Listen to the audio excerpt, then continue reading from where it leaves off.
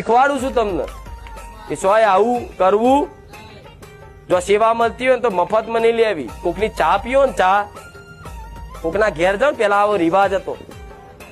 જોજો પેલાના, અત્યારે કઈક ગામડામાં આવો રિવાજ છે. પેલા કોઈની ઘરની ચા પીવે ને, ચા કે આવો મહેમાન બેહો બેહો ચા બનાવો, ચા પીવે ને તો ચા પીવે ને તરત જ પાછલા ખીચામાંથી પૈસા કાઢીને, ખીચામાંથી ધોતીમાંથી પૈસા કાઢીને એમ કે લો 10 રૂપિયા તમારા છોકરા હાલક નહીં.